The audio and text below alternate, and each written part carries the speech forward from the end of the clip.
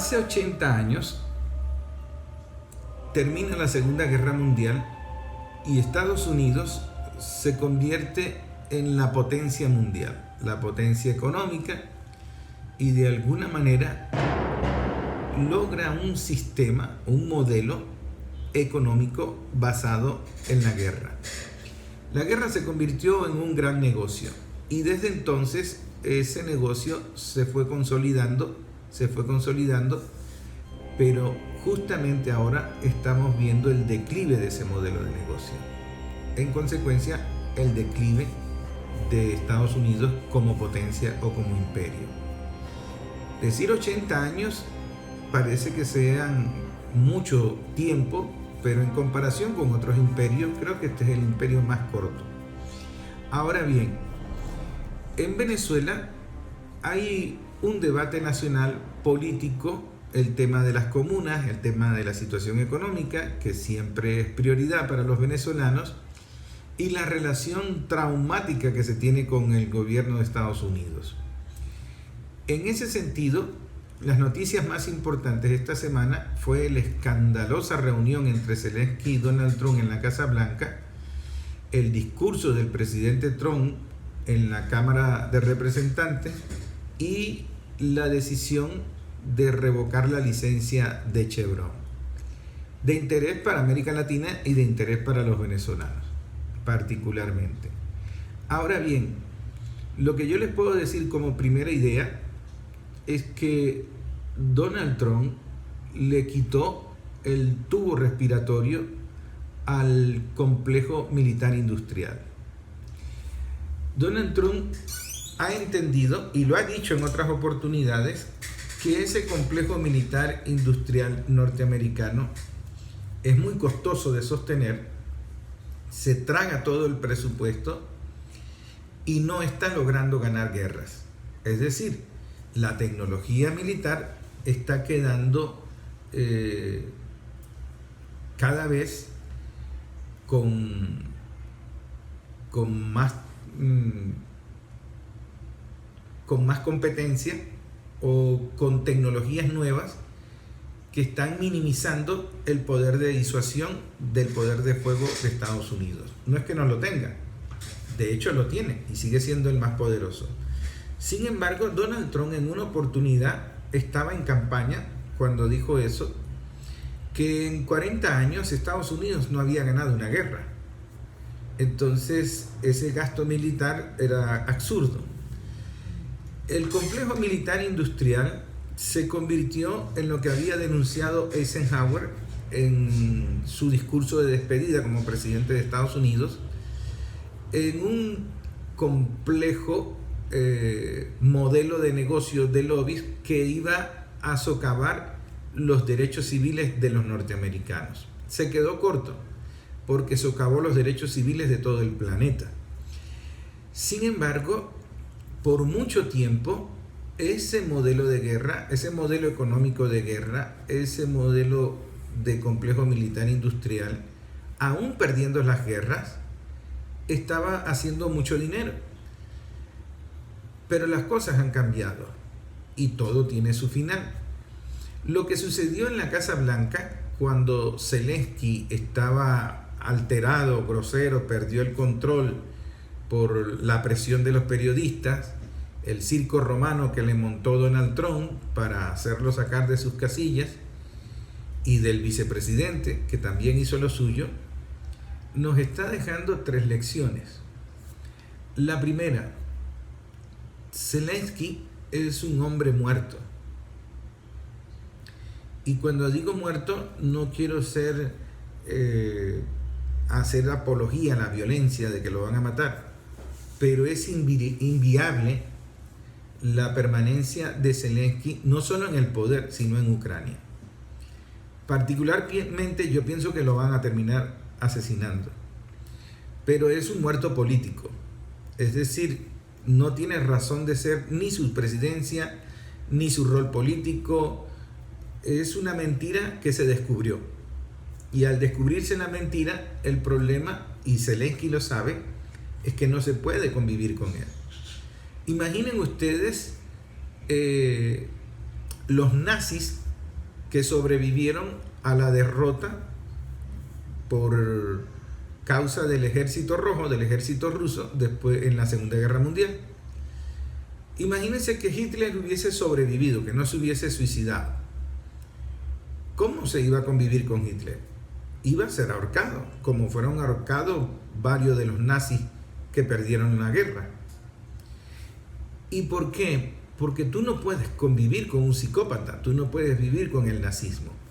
Y el objetivo de Rusia era desnazificar a Ucrania, acabar con esa plaga nazi que había surgido en Ucrania. Entonces, Donald Trump lo entiende muy claro cuando él dijo: no podemos seguir sosteniendo una guerra, perdiendo dinero en una guerra que ya está perdida. Se lo dijo en varias oportunidades a Zelensky: es que tú no tienes carta, si nosotros nos vamos de allí, tú estás muerto, o sea, tú no tienes ni siquiera ejército. Y en ese sentido, Donald Trump, ¿qué está tratando? Está tratando de negociar con el que ganó la guerra, está tratando de negociar con el que tiene el territorio, donde están los minerales, tierras raras, etc. Y de alguna manera, eso tiene un sacrificio, eso tiene un costo.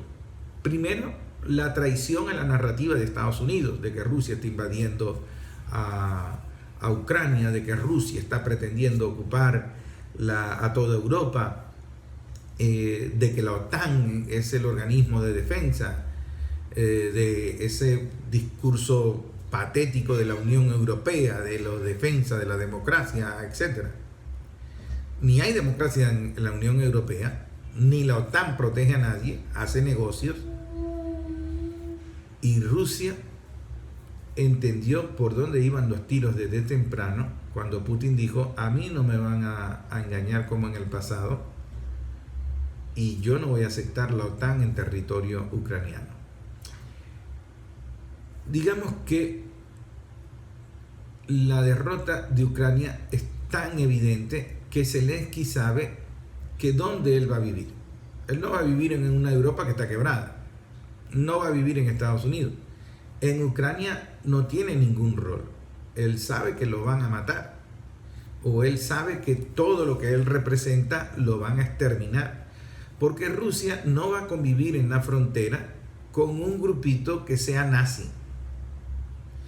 Es decir, el enemigo lo van a terminar de acabar, y Rusia va a intentar convivir con una Ucrania prorrusa, y va a intentar que aquellos que fueron sacados con un golpe de Estado en el 2014 vuelvan al poder en Ucrania, y de alguna manera se pueda establecer algo conjunto, una convivencia como se tenía antes del 2014. Y para ello tienen que exterminar a los nazis que quedan en Ucrania, entre ellos Zelensky. Eso suena muy crudo, pero esa es una realidad que lo han analizado algunos expertos militares de Estados Unidos, entre ellos el que yo cito mucho, que se llama Scott Ritter, creo que se pronuncia el nombre así.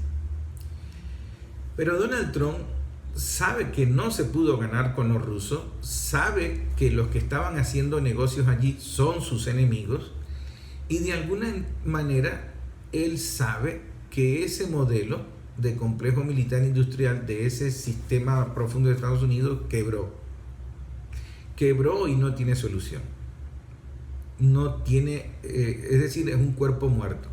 Por eso yo digo que le quitó el tubo respiratorio a ese complejo militar industrial. Probablemente él está creando su propio complejo militar industrial, probablemente él está mutando su sistema de gobierno, pero ese que nosotros conocimos en los últimos 80 años está perdiendo mucho dinero, no es rentable, y entonces hay que hacer algo con eso.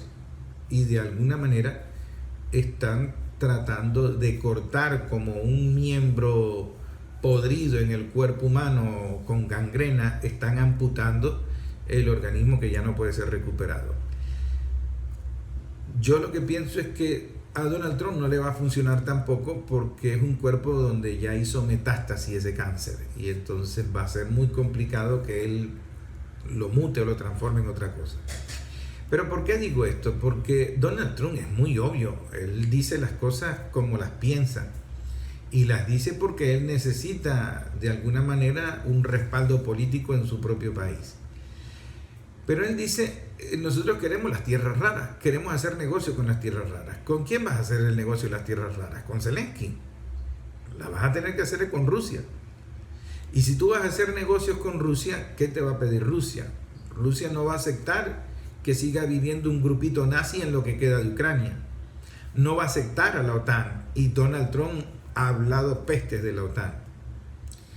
Entonces pareciera que el acuerdo que logró Rusia en Siria entre Irán, Turquía, Arabia Saudita, en el territorio sirio y que mantuvo una paz por algún tiempo y en el que todo el mundo tenía expectativa de tener un gasoducto, de tener beneficio económico, lo que llamaron la guerra de los gasoductos, pues yo pienso que Donald Trump cree que él puede lograr un acuerdo en Ucrania con los rusos, con un sector de Ucrania prorruso que todavía no se ha visibilizado, y con Estados Unidos.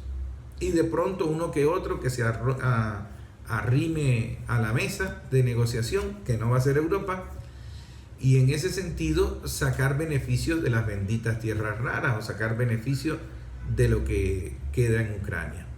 Para Rusia no es un mal negocio, porque Rusia no estuvo bombardeando puentes, ni represas, ni instalaciones. Entonces Rusia quería quedarse con un territorio ucraniano en pie, no en ruinas.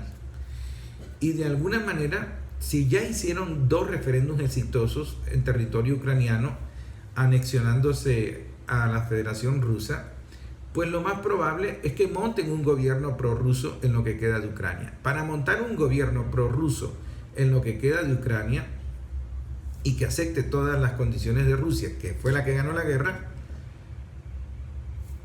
Zelensky va a ser un hombre muerto, políticamente hablando, para no sonar crudo. Y toda la representación nazi va a ser exterminada.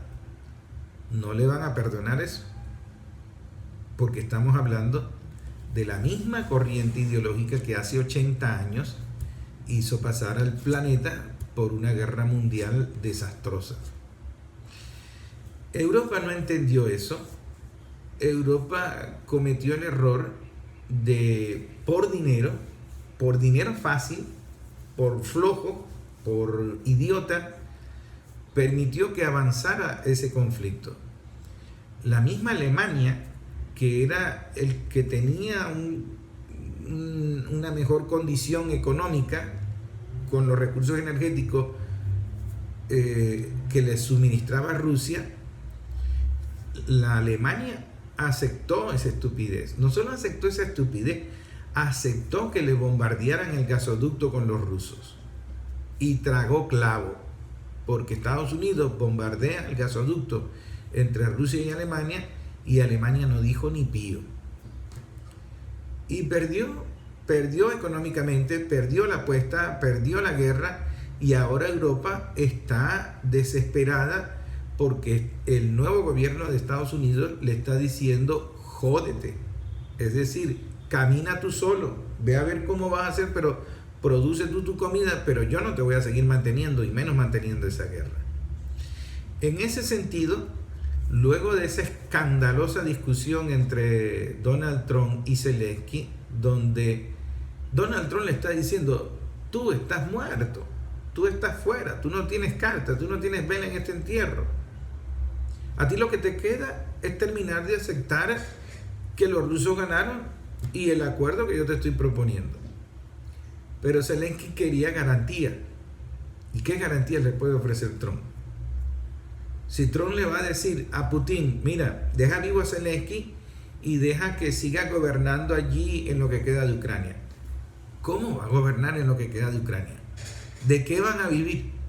Y si para vivir vas a tener que negociar con los rusos van a negociar con los nazis. Luego de todo lo que han pasado con esa segunda versión patética de los nazis en Ucrania, los rusos los van a acabar. los van a exterminar.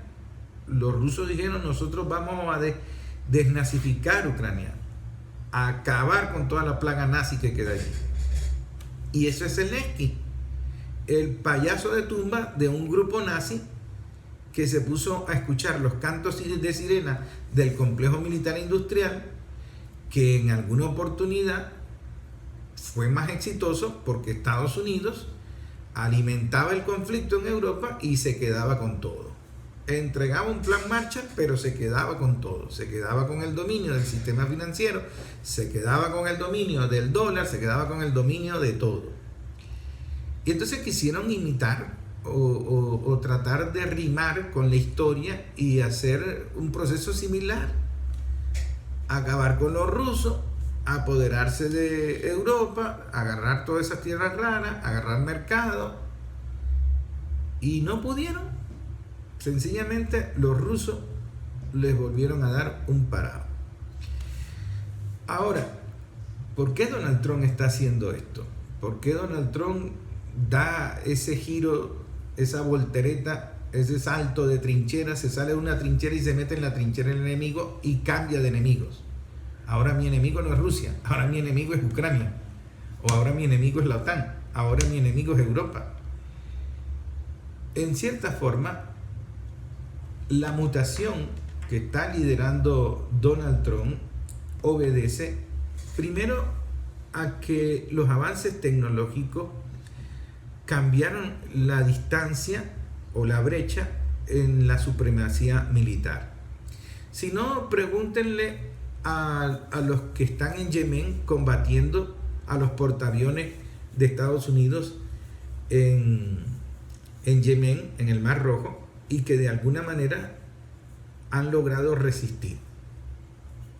Pregunten a los drones o la tecnología iraní que estuvo acabando con los tanques Abrams, esos tanques costosísimos, y con un dron de $8,000 o ponle más, $20,000, acababa con un tanque de $10 millones. Las cifras en dólares son simbólica, porque yo no tengo ni idea de cuánto cuesta un tanque ni cuánto cuesta un dron. Ese conocimiento militar no es mi especialidad. Pero lo que sí sé es que es mucho más cara la tecnología militar norteamericana que la tecnología militar iraní, y la tecnología militar iraní funciona. Funciona para resistir, funciona para sobrevivir, funciona para que no te pasen por encima. Pero eso no solamente con Irán, funcionó para Vietnam, funcionó para muchos otros escenarios, incluso para Venezuela, porque nosotros humildemente tuvimos nuestra bahía de cochinos, o varias bahías de cochinos. Ahora, en ese sentido, Donald Trump sabe que la globalización tampoco es viable, que el libre mercado tampoco es viable, porque Estados Unidos está quebrado. Su principal cobrador es China. Entonces, ¿cómo él va a sobrevivir si no tiene el poder de disuasión militar? Si están perdiendo las guerras, además tiene una deuda impagable y sus productos no se venden en el mundo porque sus productos son más caros, incluyendo la inteligencia artificial. Entonces, le toca negociar y aprovechar el escenario de conflicto y decirle a Rusia, mira, yo te consigo ese acuerdo de paz, yo te quito esos nazis, esa peste que está ahí en Ucrania, y de alguna manera negocio contigo las tierras raras allí. Habrá que ver qué es lo que va a pedir Putin, y yo estoy seguro que no va a aceptar la convivencia con Zelensky ni todo lo que representa Zelensky en Ucrania. Rusia va a montar un gobierno con el apoyo de Estados Unidos, un gobierno prorruso en lo que queda de Ucrania, y esos nazis se los van a echar, se los van a pasar por encima, y ellos lo saben. Y Europa pierde el negocio, pierde el gas ruso. Entonces Europa le va a tocar, tragándose su orgullo, tragando clavos, renegociar con Rusia. Y entonces decirle, bueno, no fue nada personal, no quisimos hacerte pasar ese mal rato, pero estamos interesados nuevamente en tener esa relación energética, que tú nos pasabas gas. ¿Te acuerdas del oleoducto aquel que teníamos? Bueno, vamos a voltear la página y a continuar. Pero para hacer eso Europa necesita salirse de todo ese poco de payasos de ultraderecha que habían ganado en Europa. Y entonces necesita que, por ejemplo, los que recién eligieron en Alemania salgan de ese poder político, porque esos no van a negociar nada con Rusia. Entonces se ponen de bocones, que yo voy a mandar militares, que Inglaterra ahora apoya a Ucrania y entonces vamos a hacer una coalición. Coalición de nada.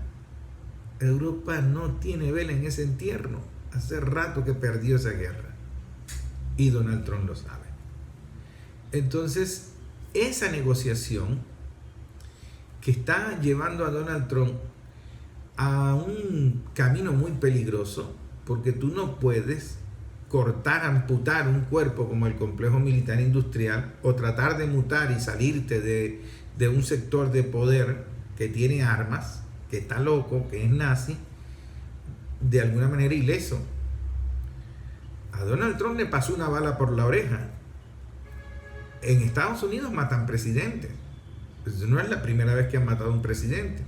Abraham Lincoln lo mataron, a Kennedy lo mataron, al hermano de Kennedy lo mataron. Es decir, eso ya ha pasado en esa cultura. Entonces, Donald Trump necesita mucho poder, necesita mucho apoyo popular para protegerse de lo que viene, porque a él no le van a perdonar esas mutaciones, esos cambios que están haciendo. Y en Europa va a haber mucho nazi, mucho loco que le va a intentar cobrar ese salto de talanquera, ese cambio de enemigo, ese cambio de discurso y de narrativa, porque los expuso a todos, los hizo quedar en ridículo a todos. Toda Europa quedó en ridícula con las declaraciones de Donald Trump en la Casa Blanca, gritándole a Zelensky. Entonces yo planteo que Donald Trump no es un hombre pacífico, no es Jesús de Nazaret diciendo pon la otra mejilla, vamos al acuerdo de paz.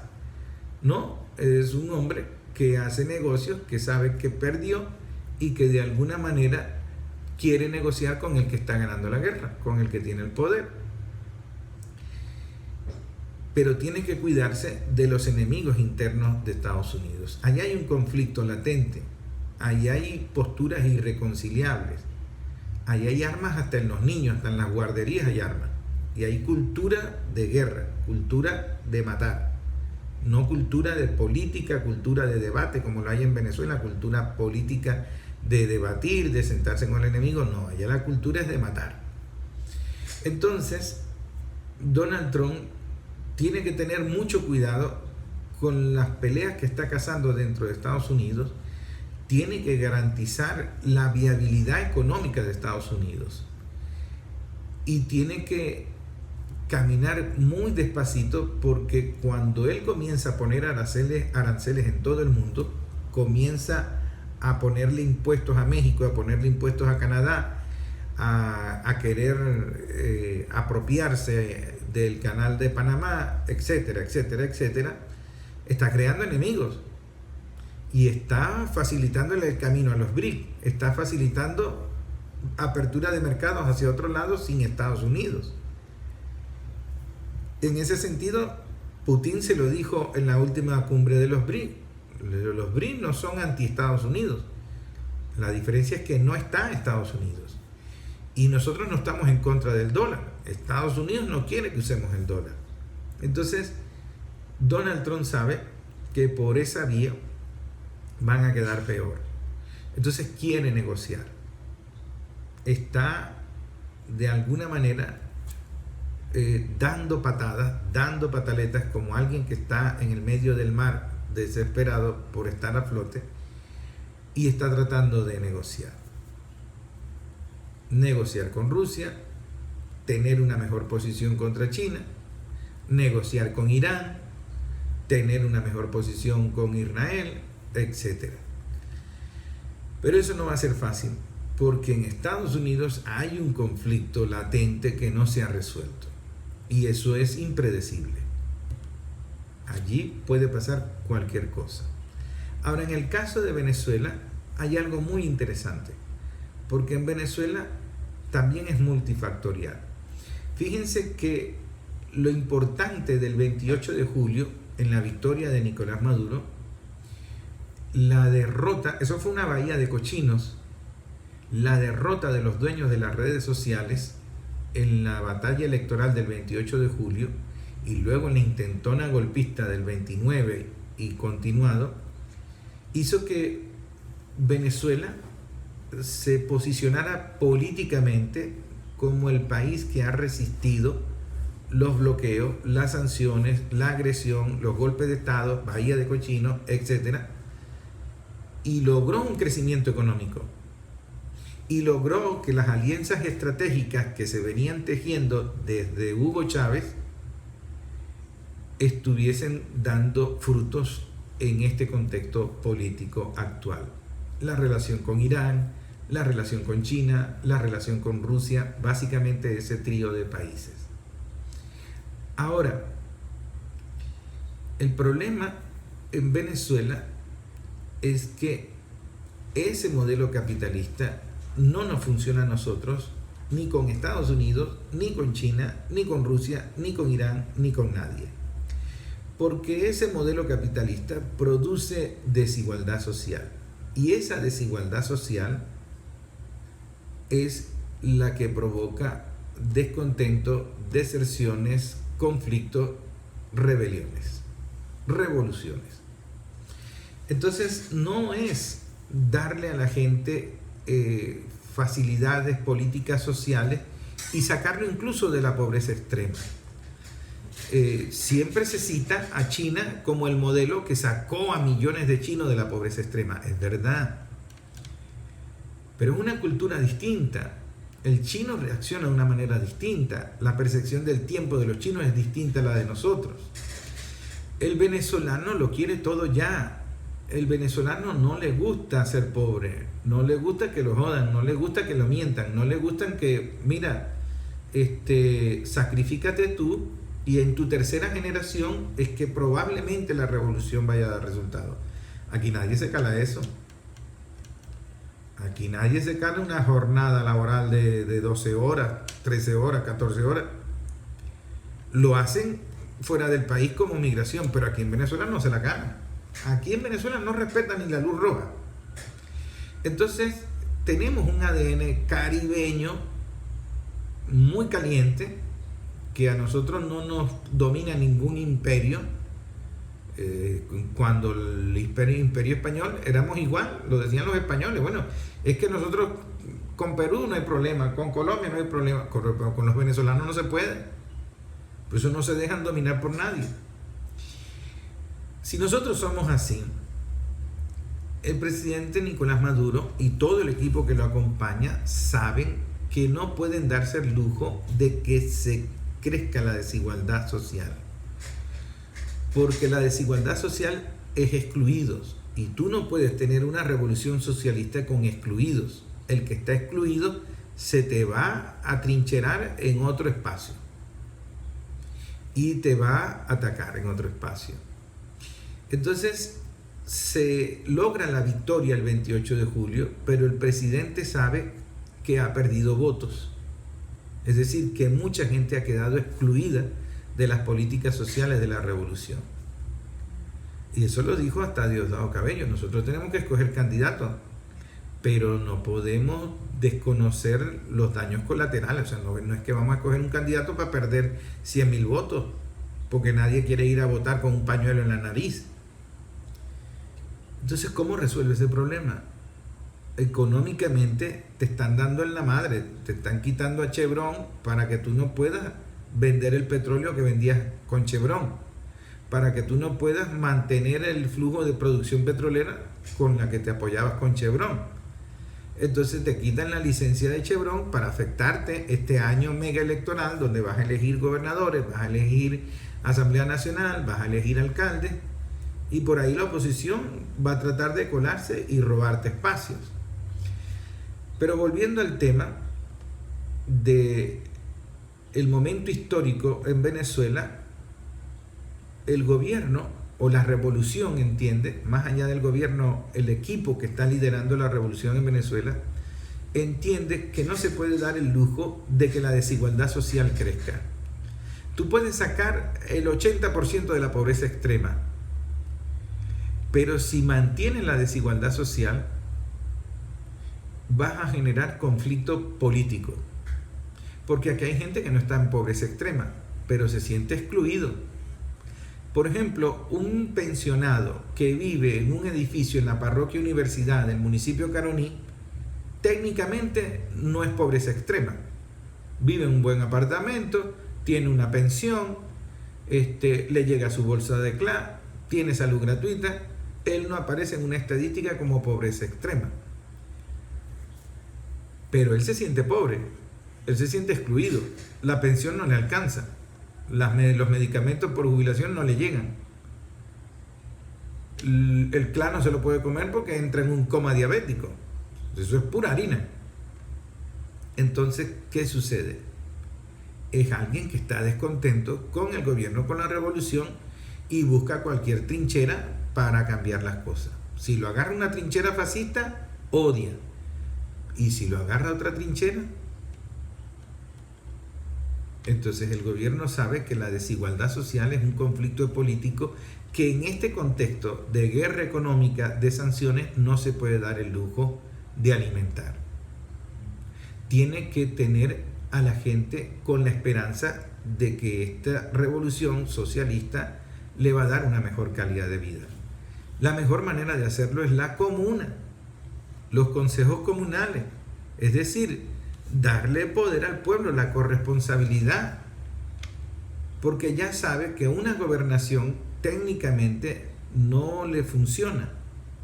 Por así tengas al niño Jesús gobernando, no le funciona, no puede.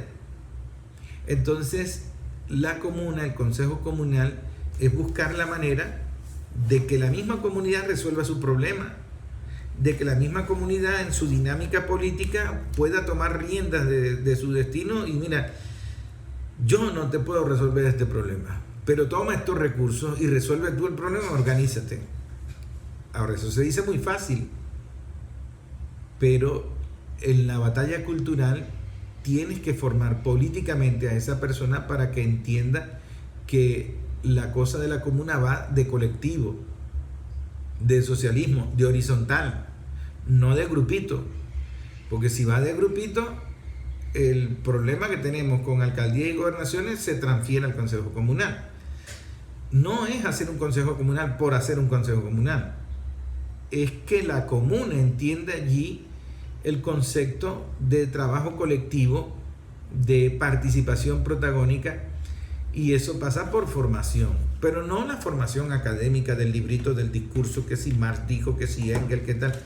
No, es la experiencia de vida, el acompañamiento de estar con la comunidad, lidiando con el día a día y enseñando en la tarea chiquita, en la tarea fastidiosa, en la tarea cotidiana, en el territorio, que hay que producir.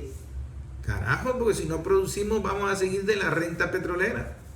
Y la renta petrolera te están dando en la madre porque están cerrando la Santa María de Chevron, precisamente para que tú no avances. Entonces el consejo comunal se le transfieren los recursos y se transfiere poder. Ajá, ¿y de dónde van a salir esos recursos? ¿Quién está produciendo esos recursos? ¿No es de la teta petrolera? ¿No es de la renta petrolera? O llámalo renta del aluminio, o llámalo renta del oro. Pero estamos produciendo nosotros oro, o lo está produciendo un PRAN, o lo está produciendo una transnacional, o lo está produciendo quién, y lo está administrando quién. Entonces el gobierno, la revolución, la vanguardia política que está en el poder de toma de decisiones, entiende que cuando Chávez decía comuna o nada, no era un capricho. Cuando Chávez decía comuna o nada, estaba parafraseando a Rosa Luxemburgo de socialismo o barbarie. O todos en la cama o todos en el suelo. O trabajas en función de acabar con la desigualdad social, o vas a alimentar el conflicto político, la anarquía, la rebelión. No se puede construir socialismo con exclusión. La exclusión es un problema para la revolución. Y de allí el crear tantos partidos políticos, tantos movimientos sociales, buscar espacio para todo el mundo. Aquí todo el mundo cabe. Pero mientras se mantengan grupitos peleando por un espacio, hasta por un espacio de VC se matan. Entonces, esa cultura del grupito, de la representatividad, es una batalla cultural que tiene pendiente la revolución.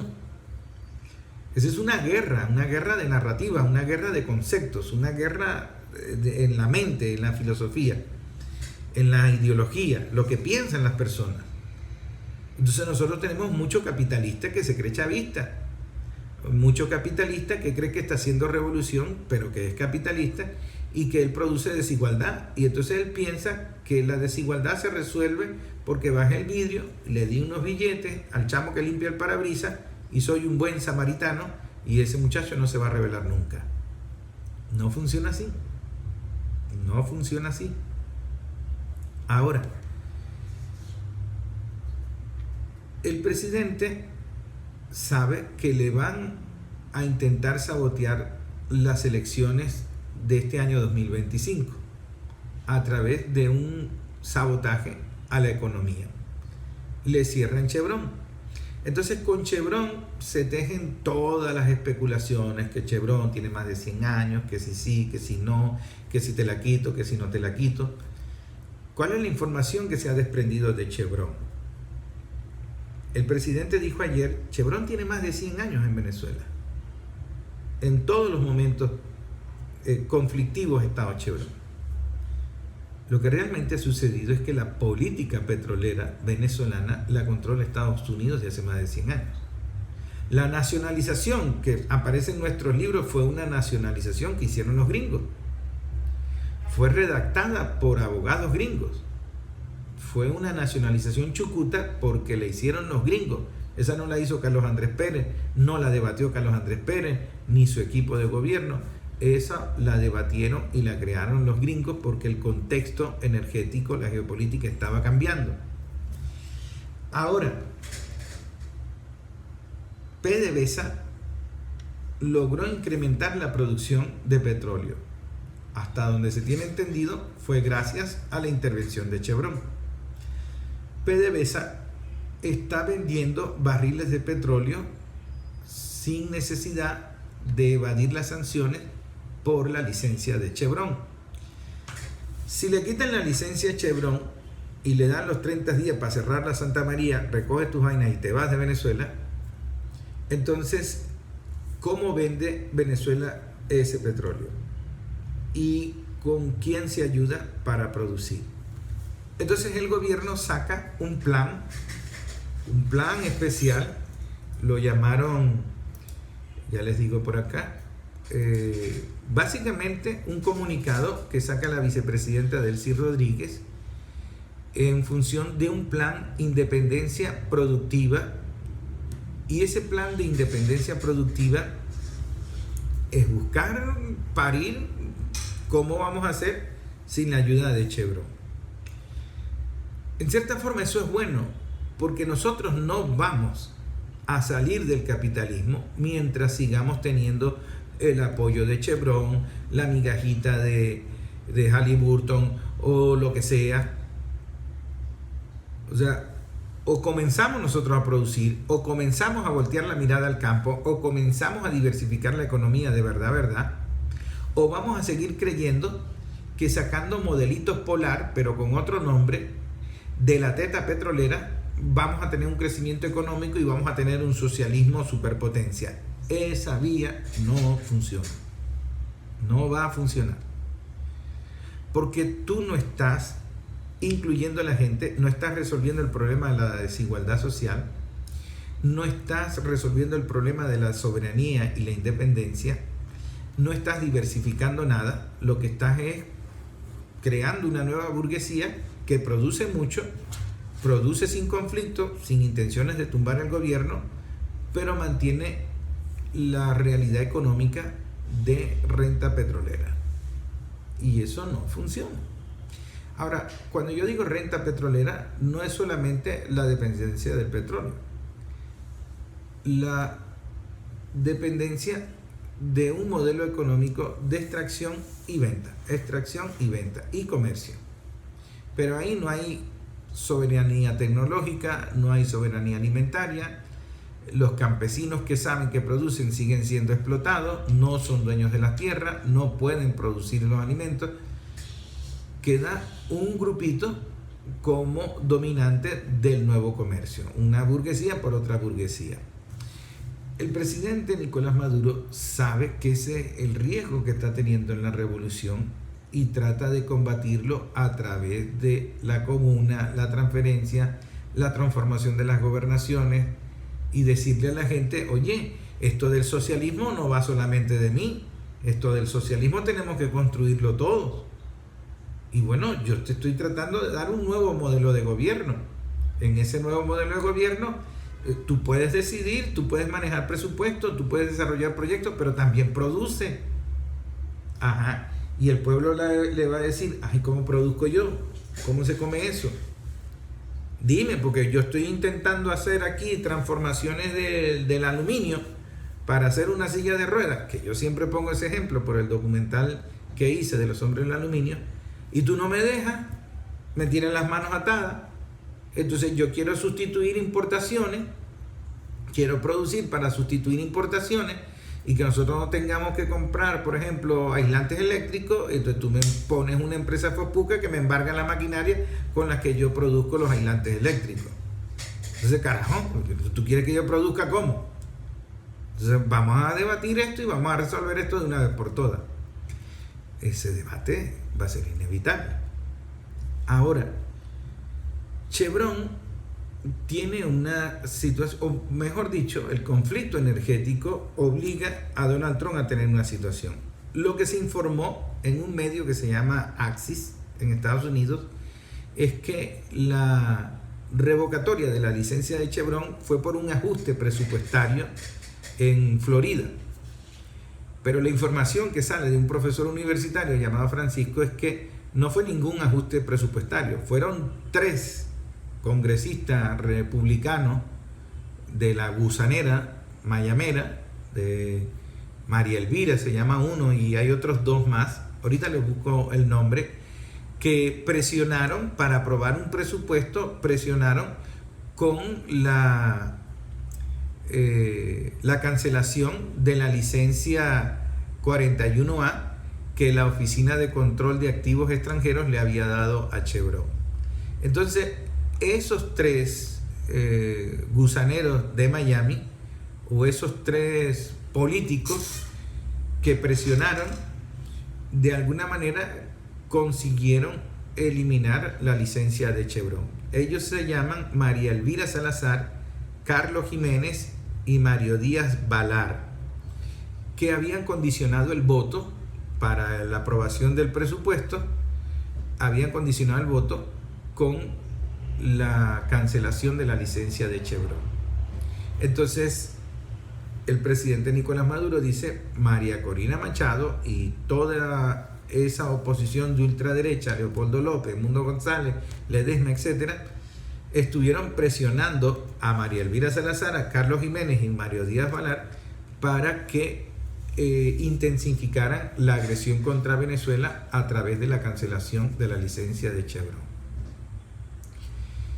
Según Terán, que usted lo conoce porque fue abogado aquí de muchos trabajadores, yo conozco a Alejandro Terán,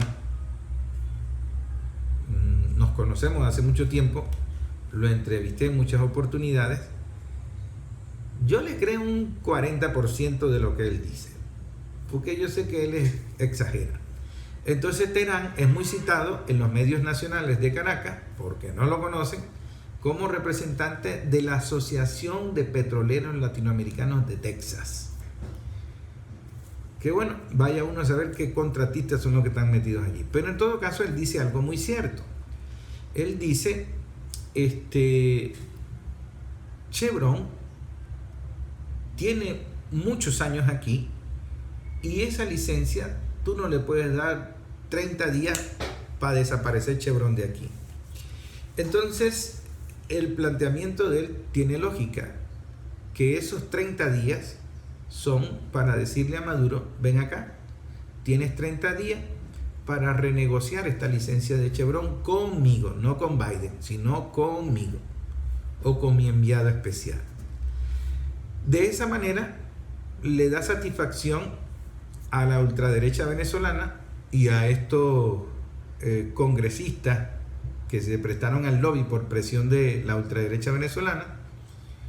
Logra la aprobación del presupuesto ahí en la Florida y logra ganar tiempo. Entonces se sientan a negociar con PDVSA.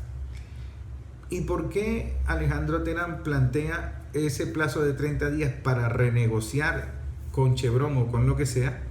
Por algo muy sencillo. Se incrementan los precios de los combustibles en Estados Unidos, que eso no es una buena noticia nunca. Segundo, que Estados Unidos está amenazando a México un tira y encoge de que le voy a poner aranceles, le voy a poner aranceles, le voy a poner aranceles. Pero entre otras cosas, México es uno de los compradores del petróleo pesado que produce Venezuela con la ayuda de Chevron. Entonces, si no puede comprar eso, pierde el negocio por allá también. Y Chevron pierde plata también, pierde negocio. Pues ¿cómo van a estar ellos con todo lo que invirtieron? Y ellos eran los que vendían el petróleo. Entonces, eso no puede quedar así por mucho tiempo. Vas a tener que renegociar.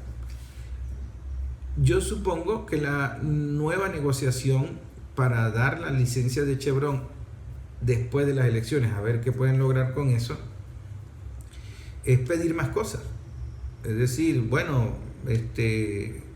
dame el aluminio o dame ahora tierras raras o me vas a dar esto, no sé qué ir a negociar. Yo no creo que la bandera de negociación sea repatriar venezolanos, sea Tren de Aragua, sea la familia Corleone, sea el cartel de Sinaloa, sea lo que sea. Porque si hay algo con lo que Estados Unidos convive muy bien es con el narcotráfico. Eso no lo digo yo, eso lo dijo el hijo de Pablo Escobar, como su padre vendía la droga con el apoyo de la CIA y de la DEA, como Noriega hacía negocio de narcotráfico con el apoyo de Estados Unidos. Eso lo dijeron documentos desclasificados del escándalo Irán-Contra, del periodista que se suicidó de 2 disparos. Como no se pudo matar en el primer disparo, se dio un segundo disparo y se suicidó, según las narrativas de Estados Unidos. Volviendo al tema, Estados Unidos en esa nueva negociación está metido en un berenjenal. Está cambiando las reglas de juego de la globalización, del libre mercado, poniéndole impuestos a China, a Canadá, a México, a sus aliados. Está abandonando Europa. ¿Para dónde va a coger Europa? Europa va a tener que vivir de su propia producción y de alguna manera defenderse con sus propios recursos. Si van a seguir en la paranoia de que los rusos los van a invadir, de que los rusos los van a acabar, van a seguir gastando plata y perdiendo guerra. Y deberían empezar a trabajar y convivir. Y entonces, ¿qué va a hacer Donald Trump? Porque Venezuela va a buscar vender ese petróleo a la India, a China, a cualquier otro comprador. Hay muchas empresas petroleras que van a tratar de hacer negocios con PDVSA. El presidente Nicolás Maduro ya le han quitado el presupuesto, ya le han dado durísimo con las sanciones y no funcionó. México, si no puede vender en Estados Unidos, ¿para dónde va a vender? Va a vender para acá, va a buscar hacer negocios acá. Los BRICS se van a fortalecer por esa vía. Entonces, hay margen de maniobra. El presidente Nicolás Maduro ha demostrado en todos los escenarios de conflicto que conoce de geopolítica, se maneja bien con los aliados, sabe negociar y dialogar, sabe ganar tiempo y sabe salir de los apuros. Es decir, hay un colegiado revolucionario allí que entiende bien por dónde van los tiros. Mucho mejor que los equipos políticos que hay en los gobiernos de Europa, pero mucho mejor. Entonces, la clave para el presidente, para la revolución, es que esa participación protagónica, ese cambio de cultura hacia lo social, hacia lo comunal, hacia la participación, es clave. Pero eso no es una batalla económica, ahí hay un error, eso es una batalla cultural, una batalla ideológica. Mientras nosotros sigamos teniendo ese parásito del capitalismo en el corazón y en la cabeza, y nos sigamos educando emocionalmente a través de Netflix o de YouTube o de TikTok, nosotros nunca vamos a tener un republicano socialista, nunca vamos a tener una participación protagónica, porque el capitalismo va por dentro y eso es una contradicción enorme. Entonces hay que trabajar en eso, pero para poder educar al pueblo en eso, tienes que debatirlo con el que sepa debatir, porque si lo vas a debatir con el que dispara consignas y no tiene profundidad de nada y no conoce la historia, pues entonces es como una clase aburrida de un mal docente. Ahora, tampoco puedes jugar kikiricuiki, porque no se trata de dar recursos, se trata del acompañamiento. Aquí los bancos han dado crédito, y que lo supo aprovechar el que de alguna manera estaba preparado para recibir ese crédito. Pero aquí hay mucho emprendedor con la estúpida ilusión de convertirse en un gran empresario, de poder tener amantes, poder tener carros, poder ir a Miami, y sintiendo que es chavista, socialista y revolucionario. Y eso es una estupidez, eso no existe. La burguesía roja de la que hablaba Castro Soteldo, eso es una estupidez, eso no existe. Eso es como los que querían traicionar a Bolívar, porque luego de la independencia ellos querían ser los jefes, los caciques aquí, pero con la misma mentalidad colonialista. Entonces, si yo voy a tener una burguesía que quiera seguir haciendo negocio de acuerdo al capitalismo, seguir viviendo de la renta y que no participe nadie, pues eso es reforma, eso no es revolución, eso es reforma. Ahora, hay mucho cuadro político que depende de que la revolución continúe y se profundice por supervivencia. El presidente está claro que la victoria del 28 de julio, que fue una gran victoria, se basa en los votos de la gente con conciencia política. Se basa en la gente que puede impulsar la cultura de la comuna. Y él sabe que la frase comuna o nada es que la nada, es la muerte, es la barbarie, es la anarquía. No solo de él, sino de la gran mayoría de la familia venezolana. Y entonces estamos obligados a no caer en esa nada. El concepto de nada, cuando Chávez dice comuna o nada, hay que profundizarlo, porque la nada es guerra, es anarquía, es fascismo, es barbarie, es pobreza, es destrucción, es retraso. Eso es la nada. Entonces la gente cree que comuna o nada es alguien romanticón que tiró esa frase para engañar a los tontos, y que no pasa nada si la ultraderecha vuelve al gobierno. No pasa nada. Vean el ejemplo de Ucrania. Dieron un golpe de estado, metieron una ultraderecha, se fueron a un callejón sin salida y perdieron territorio. Perdieron la guerra. Ahora están quebrados, sin patria, sin nada. Y no fue porque los rusos eran malos, fue porque ellos dieron un golpe de estado, comenzaron a matar rusos y comenzaron a darle espacios a la OTAN para presionar a Rusia y atacar a Rusia. Y Rusia no se la caló. Y si Estados Unidos años atrás había dicho que iba a una guerra preventiva, porque tenía el derecho de prevenir quién lo iba a atacar, pues ellos dijeron: a mí no me vas a meter la OTAN en Ucrania, yo me voy a quedar de brazos cruzados a esperar si van a ser buenos vecinos o malos vecinos. Yo tengo un acuerdo contigo desde hace mucho tiempo en el que la OTAN no la ibas a poner allí y no me la calo. La OTAN se va de allí, o yo no dejo que se instale allí. Y si para ello tengo que invadir Ucrania, pues invado Ucrania. Y si al invadir Ucrania consigo pueblo ruso que quiere anexarse a la Federación Rusa, pues los anexo. ¿Y cuál es el problema? Y eso fue lo que pasó.